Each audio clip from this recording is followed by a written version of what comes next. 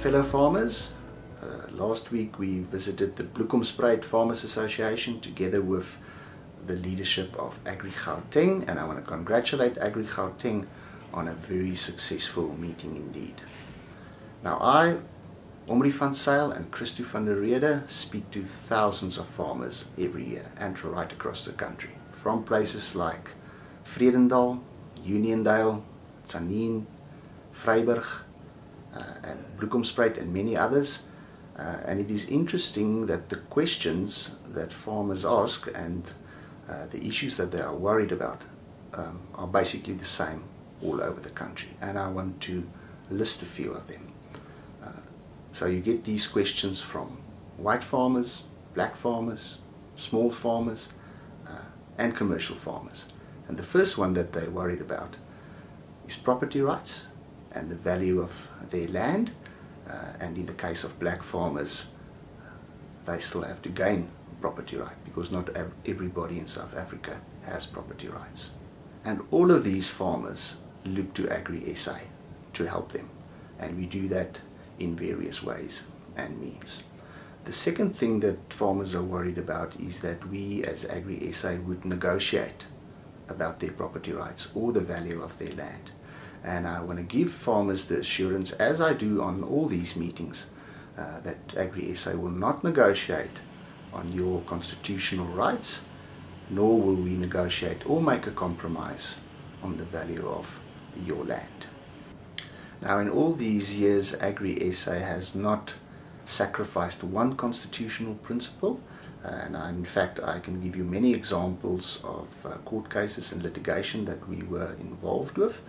One that springs to mind is the Mziza case, and currently we are busy with the Melmoth case in KwaZulu-Natal, where we are challenging the regulations of the Valuer General, because we believe that the way that the Valuer General is going about the valuations of commercial farmers has a direct impact on market value and the value of our land, and we cannot have that, and we will have to set aside those regulations, and we will be involved in this court case all the way.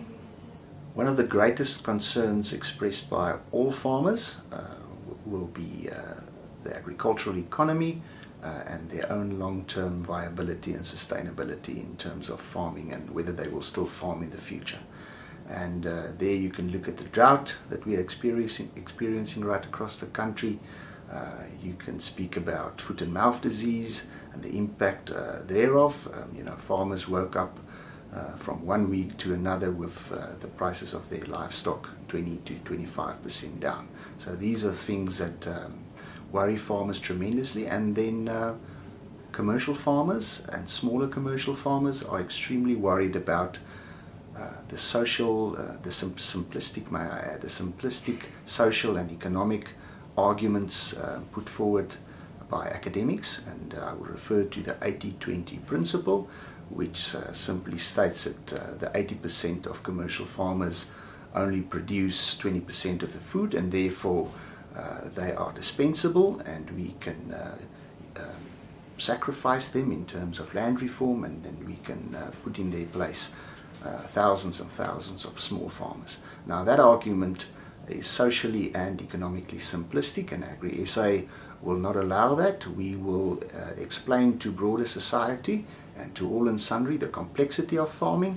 and commercial farmers and their role in their local economies, their role in terms of employment and various other factors. So you cannot simply argue in that fashion, and Agri SA will not allow that. Now the next question that we get is regarding Agri SA's membership, and especially our 80 organizations that are currently affiliated to Agri SA, and then it is always explained to the farmers we have a value chain approach, but with this very important precondition that the farmer, whether it's a white farmer, a black farmer, a small farmer or a commercial farmer, those farmers are at the center of that value chain approach. The whole agricultural value chain in South Africa is built on the farms and the businesses of our farmers, and therefore it cannot be expected of the farmers to solve all the problems in society. We need the value chain, and we all have a responsibility, and therefore we are privileged to have value chain role players as members of Agri SA, because that's the only way we're going to deal with all the challenges that we face in society.